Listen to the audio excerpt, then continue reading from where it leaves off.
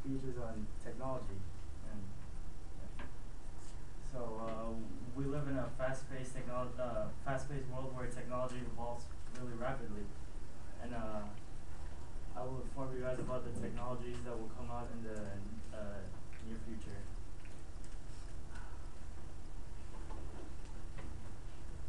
And so technology is made to improve our life, and it's good to be informed about it's good to be informed about what will come out soon.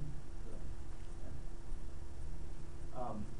And I'm an electrical engineering student, and most technologies are electrical, and electrical engineers deal with the electric side of electrical aspect of the technologies, and the main focus that electrical engineers focus on is efficiency, to save power or to maximize the work with less power.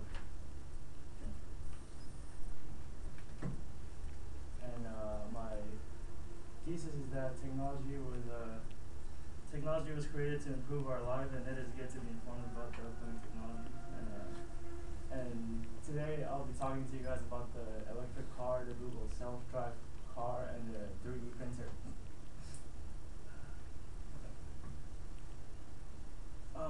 So for the electric car, I got my source off of IEEE.com or .org, and the article said, oh, there's no, okay, so it's source is from IEEE.org, and it's by Johnson Dexter. So we use transportation. Or we use cars every day to get from point A to point B, and a lot of cars that we use run on gas, and gas is bad for the environment, and gas prices is rising up, and yeah, so we're trying to make electric cars, which is more eco-friendly, and it's cheaper too. So, but the problem with the electric cars out right now is that it's not as efficient as gasoline cars, and it just runs up to like 100 to 150 miles before it needs to recharge, while a car that runs in gas runs 350 miles plus. And so to solve that problem, engineers are using supercapacitors that goes across the lithium battery to increase the tolerance for fast charge and the travel range of the electric cars, and that's the comparison of gasoline car to fully battery cars. So like there's a huge difference, and the thing with most electric cars or fully electric cars nowadays is that it's not people's first car. It's like the car that they drive like every once in a while. Or, yeah.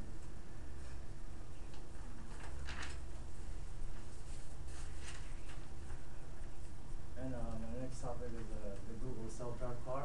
It is built to help the disabled, and it uses a GPS and 3D sensors 360 degrees around the car, so it recognizes its surroundings, and how it sees stuff is so like different cars will have like there's a laptop inside the car that controls everything, and with the 3D or with the sensors, it picks up like the cars around it, and bikes by their movement pattern and their shapes. So like a truck will have like a really big box and on the computer, and like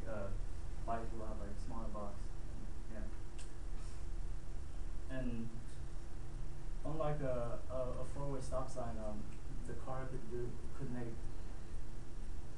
gestures like pull up slowly to show that you're about to go. Yeah, so this car will come out soon. Looks like that right now, but so the 3D printer. Next topic. With this, I got my sources from techtimes.com by Olenek Doug in April 5th, 2015. Okay, the 3D printer first came out in like the late 80s, and and now they're able to print out organic parts to help recreate damaged human organs. Yeah. So like, for example, with like a burn wound, they scan the depth of the wound, and then they use ink made out of enzymes to fill in the wounds, and it just fills in the burn tissues. And the goal is to have a portable skin graft machine for soldiers who have been burned in the war. And in conclusion, to restate it, technology makes our lives better in some aspects, and I have informed you guys about some of the upcoming technologies, and main points. I've talked to you guys about the electric car, the Google self-drive car, and the 3D printer, and